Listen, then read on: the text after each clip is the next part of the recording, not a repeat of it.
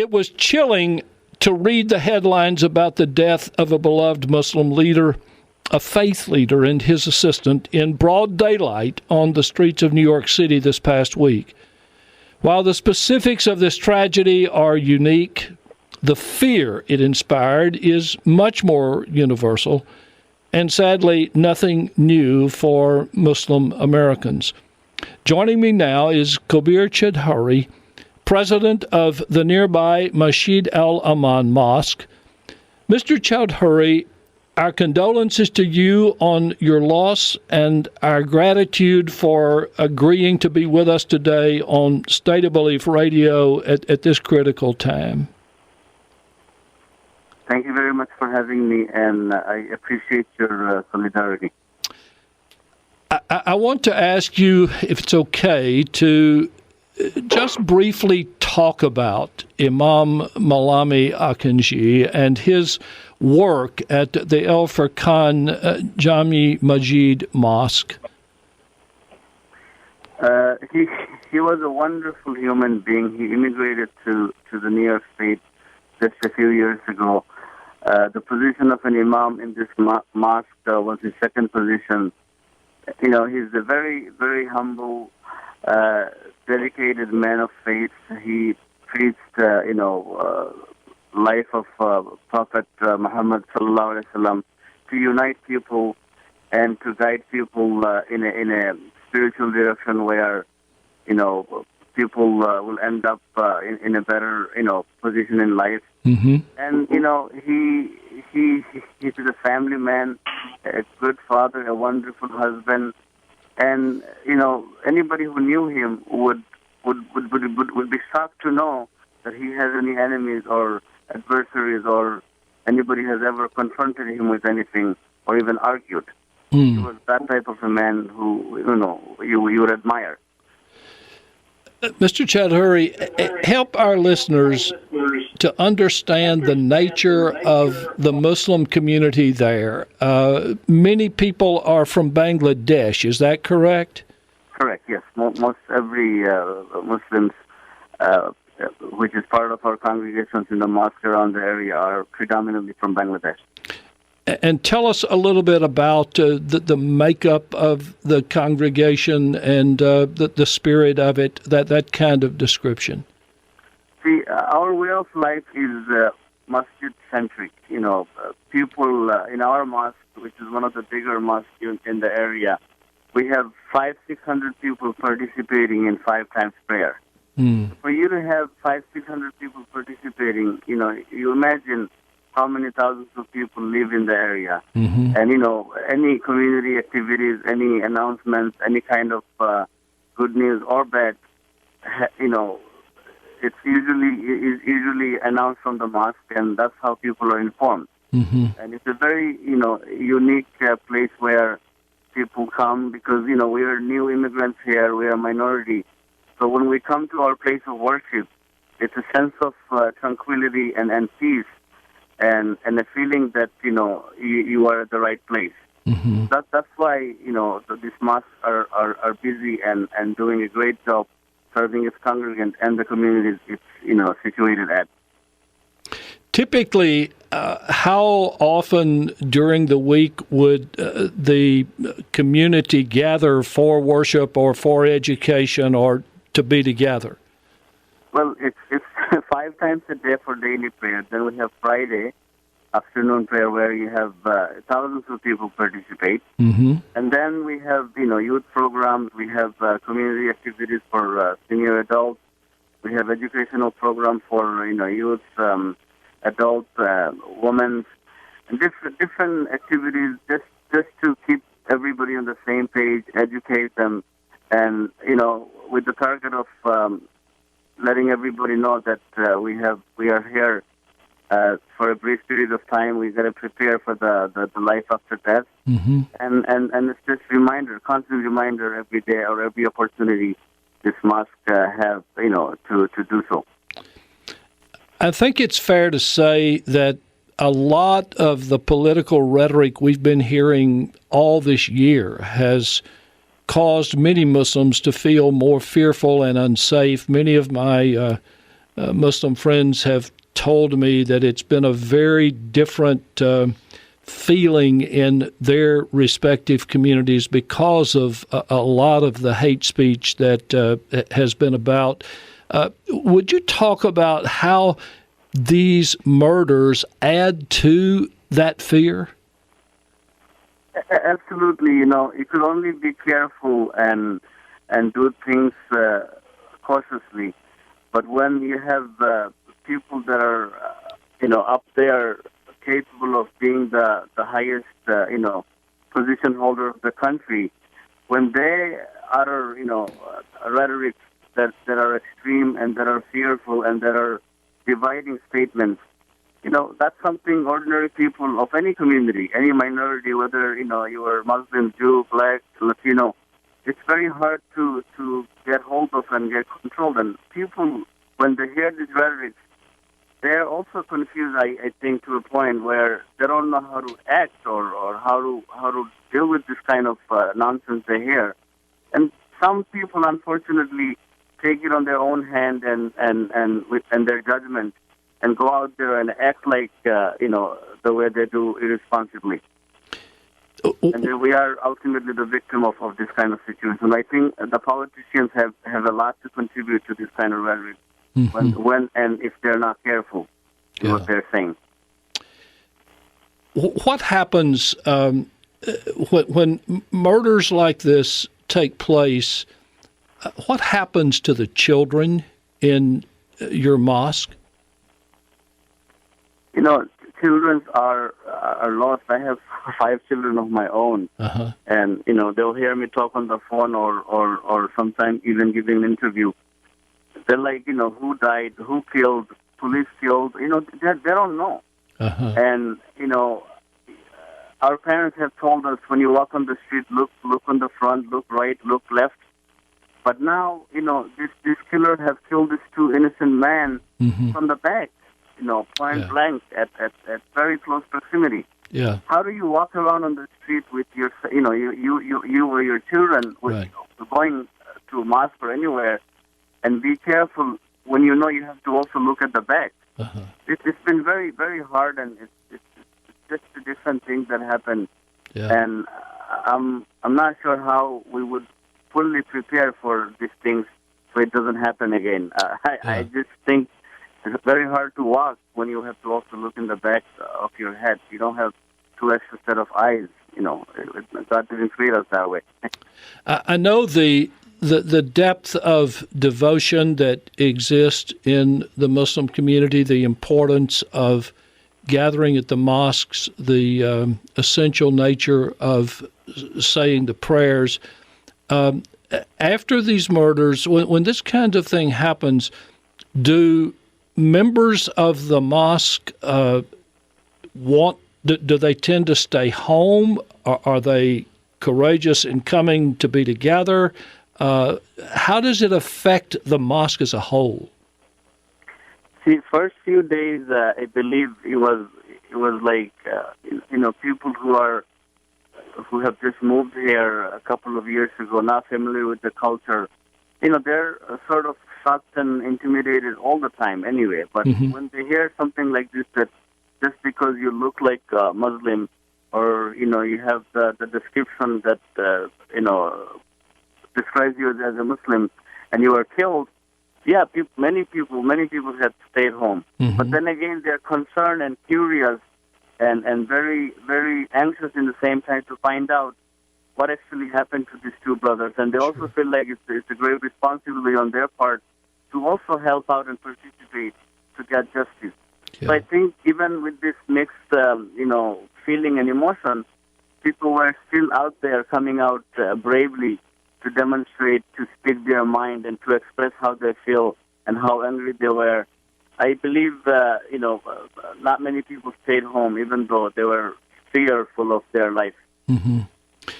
Mr. Chowdhury, for the leaders in your mosque, not just those who do the programs, but those who are key members of the mosque and are leaders in many different ways in the spirituality of the Muslim community, what are you all telling the Muslim American community? What are you saying to members of your own mosque about really how to continue daily life in this kind of climate?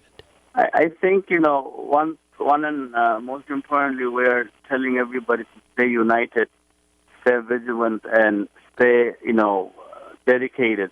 Mm-hmm. And I think simultaneously what the leadership has to increase, I believe that there is some lacking on our part also to commingle and introduce ourselves to the outer communities, including the faith-based socio-political organizations, and maybe even different, culture and religious groups that we are neighbored with.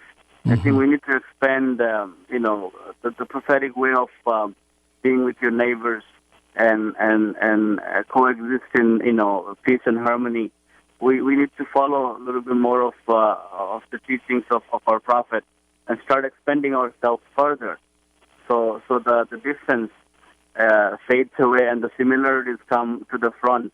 And as human beings with our own beliefs, we could still coexist in peace and love and harmony. And that would take time, but we cannot wait anymore. We cannot wait for more lives to be sacrificed. We have to start our work, sooner than later. And I think it started already. What would you like to hear leaders in the political and social community say about what's happened, and what would you want them to be saying to the Muslim American community at this time?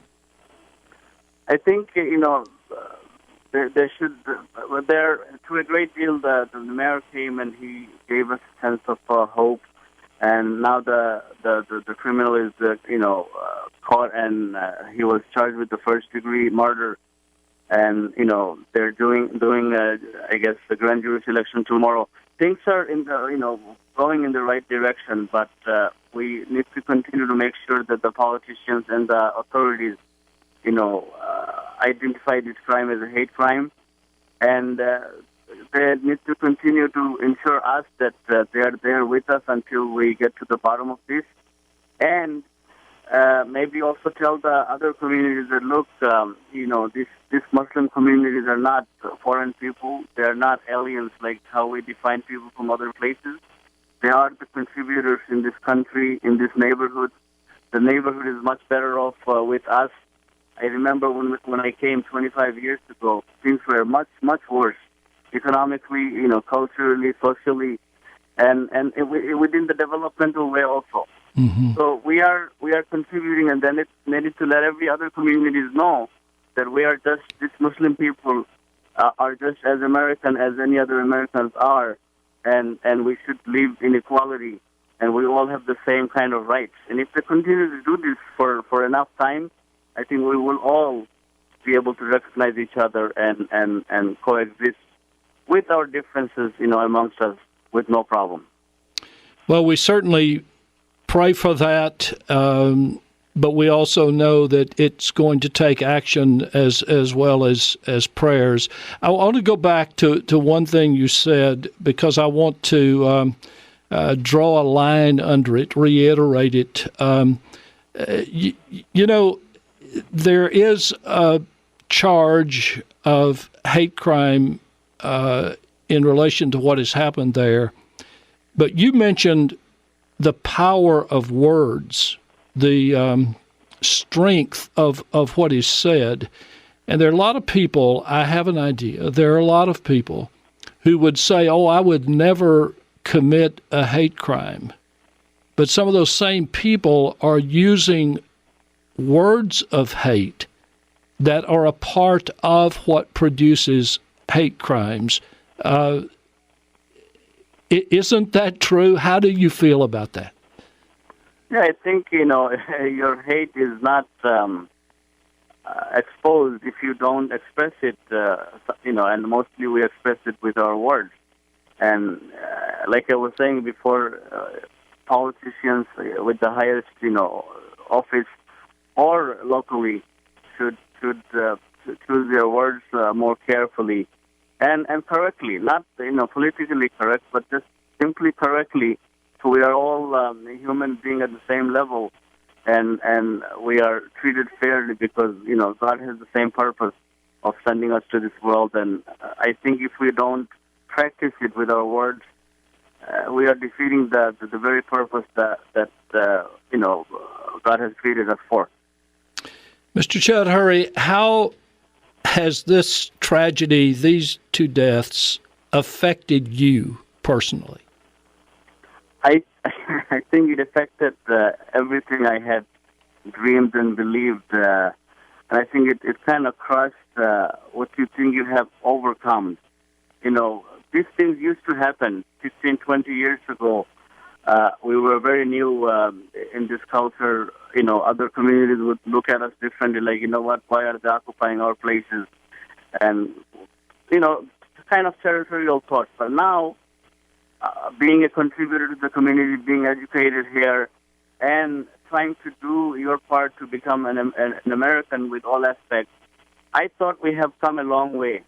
And especially in New York, things like this would not happen. Mm-hmm. But it did happen, and it happened in the worst possible way. So it takes me either go back to 20 years ago, or a time where I never thought existed. Mm-hmm. But we cannot be caught with this and be dysfunctional. I think life has to go on, and our purpose of this world is much greater than be scared. So we got to be out there with more confidence and faith, and make more friends, and maybe convert the enemies into friends, and it's just a greater challenge. But we got to take it and move on. What a terrific answer. Mr. Chowdhury, I was really impressed with the social media outreach of your mosque. On its Facebook page, I see articulate and patient answers to some very confrontational questions. So can I ask you to talk about, just for a minute, the kinds of questions you're faced with, and at the same time, what are the things that our listeners can be doing right now to be supportive allies with Muslim Americans? I mean, they ask us questions like, why do we think it's hate? Or are there clash between cultures and communities with us that existed, which has caused this? None of this is unknown to us. Some people try to connect this between sometime when you have a little bit of an argument or a robbery situation, or just two youngsters may have had a situation where it escalated a little bit of violence, but it goes away. But nothing, I think, or none of the disputes would leave any kind of hate like this that would come to retaliate and kill two people. So I think whatever happened already, and I think the motive of this criminal mind and the action that took place for that reason remains to be seen. I hope someday we'll find out exactly what was he thinking. Mm-hmm. But in the meantime, I would like all our faith-based organizations, community leaders, and members, neighbors, to just to support us in mental way where we feel that they're there, we're not alone, and we are minorities, we are Muslims, we are immigrants. We could help. We could use any help from any direction, and I think God will allow others to have it in their heart to be kind and neighborly and friendly to us. So we go through this tough time and in that process, build a better relationship with all our neighbors, friends, and faith-based organizations. And again, all of our purpose is to be peaceful and exist in peace and live a simpler life that are peaceful and harmonious. Kobir Chowdhury is president of the Masjid Al-Aman Mosque in Brooklyn, New York. He was a friend and colleague of Imam Maulama Akonjee, who was gunned down along with his assistant in broad daylight last week. Mr. Chowdhury, I can't thank you enough for agreeing to talk with us during such a difficult time. I can tell from your voice and from your words that your mosque is very fortunate to have you as the president of it. Your 5 children and your family are very blessed to have you in that family. And beyond that, it is good for our nation to have a person like you in it and to speak so compassionately and so eloquently about the importance of all of us coming together. Our best wishes to you and to your community. Thank you very much, and I would request all of you to keep us in your prayers. We certainly will do that. Thank you, sir. Take care.